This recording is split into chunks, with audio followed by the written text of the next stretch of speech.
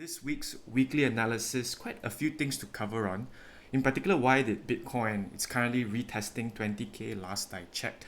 Because the Federal Reserve, their fight on inflation, Jerome Powell recently said something and the market did exactly what he said. The market kind of tanked. We'll talk about it.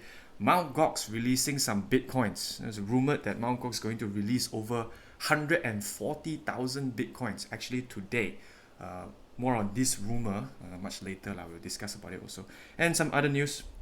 As usual, not financial or legal advice. A quick shout out to all our current gatherer members. We have a few new ones over here. Welcome.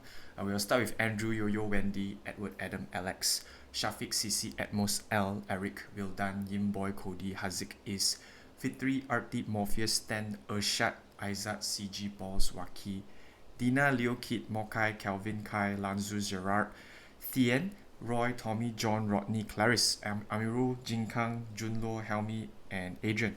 Thank you all so much for your support.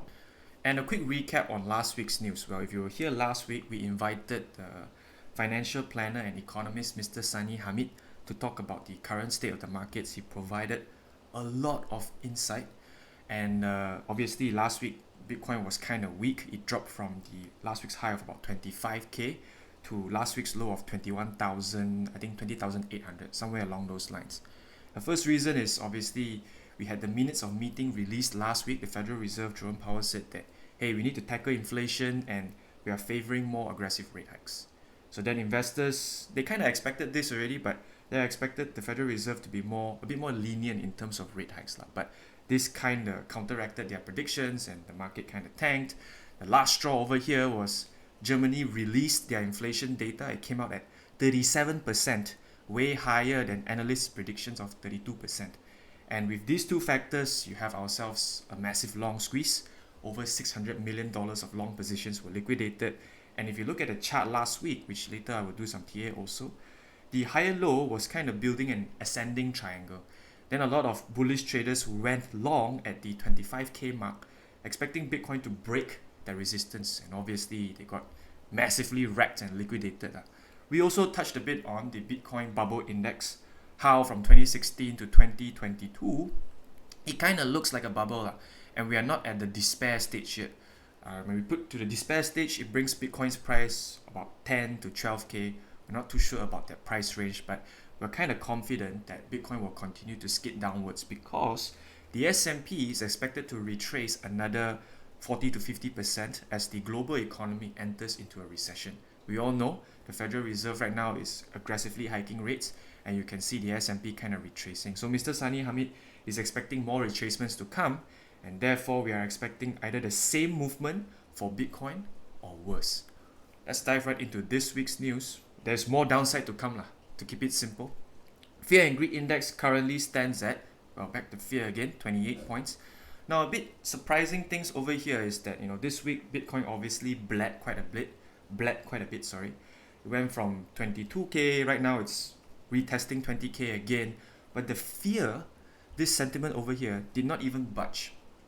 This allows me to form a conclusion that, hey, actually we have more downside to go, because if we are at extreme fear right now, then I would probably say that, hey, we might retrace back up to maybe 22 or 23k before more downside. But right now, we are still at the fear territory. And until we enter the extreme fear, we are going to expect much more weakness in the markets in the upcoming weeks or months ahead.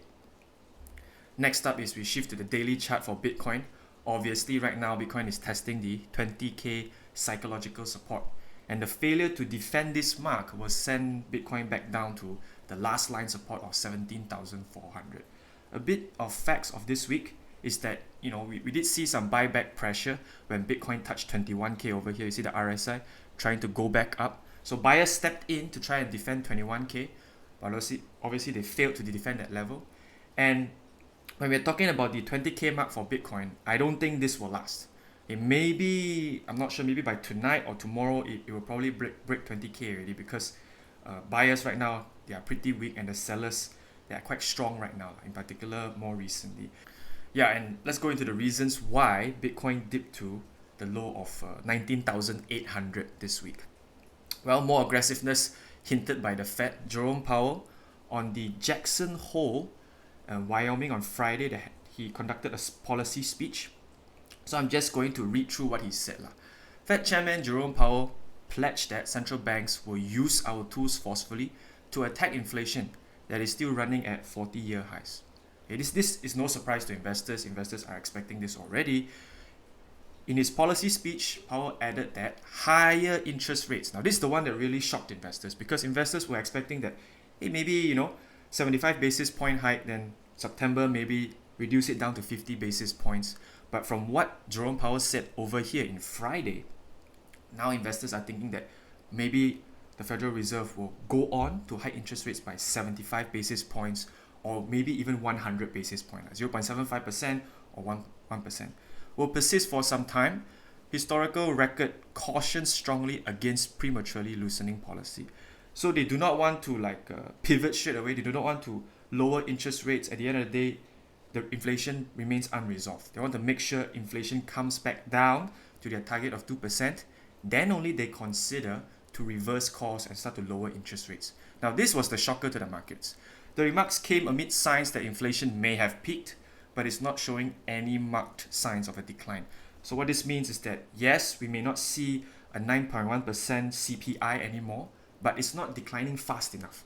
Powell said that the Fed will not be swayed by a month or two of data. So we need more track record of inflation data. Then only Jerome Powell can come out and say that, hey, inflation has came down, but it's not within our target range yet. Our target range is 2%. Therefore, we will continuously hike rates. And the market right now is pricing in whatever Jerome Powell said on Friday.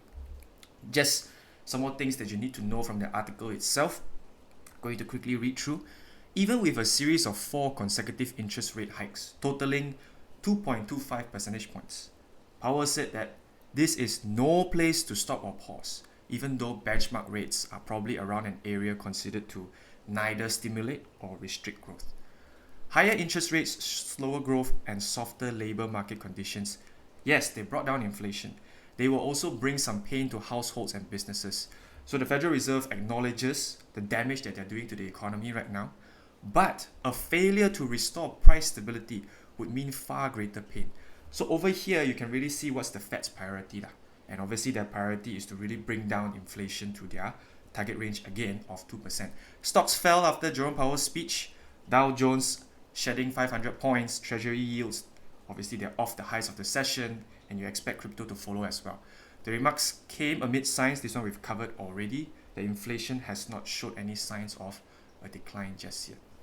So that's the first reason why the markets dipped to the low of, in particular Bitcoin, dipped to the low of 19,800.